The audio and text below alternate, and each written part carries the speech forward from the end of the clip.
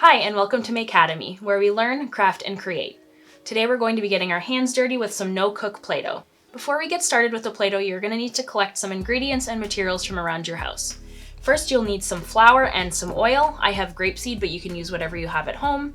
Some cream of tartar and some salt, and then some food coloring, which is optional, but if you want your Play-Doh to be fun colors, then I would recommend grabbing this. You'll also need some water, which will have to be boiled, so I have an electric kettle here, but you can also use it on top of the stove in a pot. You'll also need some mixing bowls or a container to mix in. I have two because I want two colors, but you can do however many you'd like. I have a measuring cup and some measuring spoons, a mixing spoon. I have a glove and an apron here so I don't get my clothes dirty, but if you want to wear clothes that you don't mind getting dirty, that's okay too. And finally, you will need an airtight container or a Ziploc bag to put your Play-Doh in at the end. So I'm gonna go get this kettle boiling to grab some water, and I will be right back. So I boiled my water and put my apron on off camera, and we are ready to get started. So I'm just gonna grab one of my bowls here, and basically we're just gonna put in all of our ingredients and mix them together for Play-Doh. So first I have 1.5 cups of all-purpose flour going straight in the bowl.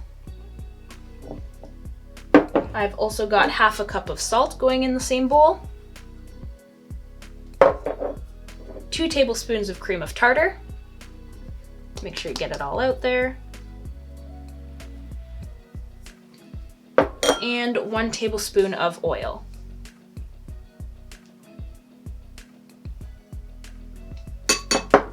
In my measuring cup, I have 1 cup of boiled water.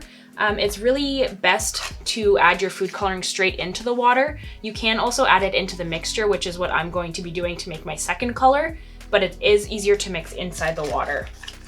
So I'm gonna dump these out. I think I'm gonna make a green one today, so I'm gonna put a lot of food coloring into the water. If you think that it's too much, I would add a little bit extra still if you want the color to really show up. So we'll add maybe 15 drops. 1 more for good measure.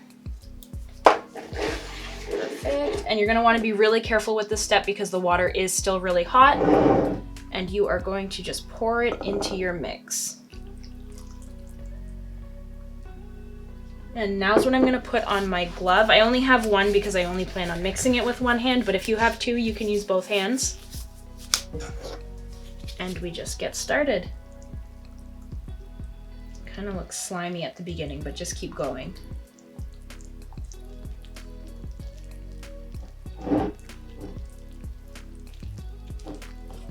Make sure you get all of the flour at the bottom because sometimes it gets stuck in the corners.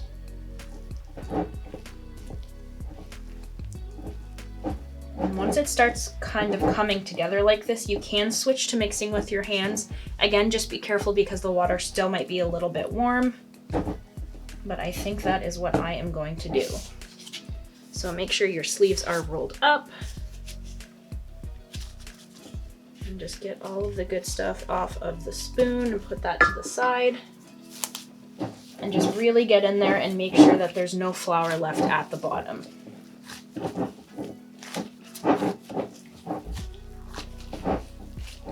Perfect. So that is looking pretty good. At this point, I'm gonna take about half of it out and add it to the other bowl because I wanna try to make a bluey green color.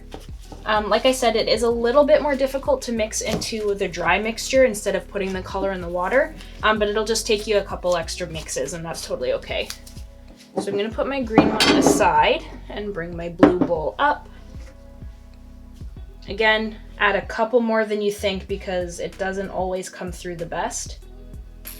And if you're mixing it into the dry Play-Doh, I would really recommend wearing a glove if you don't want to have blue hands because it gets all over the place. And just take your time mixing this.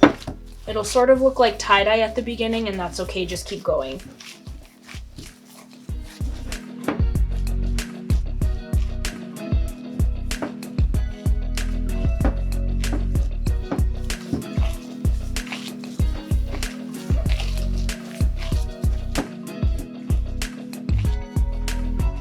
So now I have my 2 bowls of Play-Doh. I have this nice blue color and also this like lime green color, which is really nice.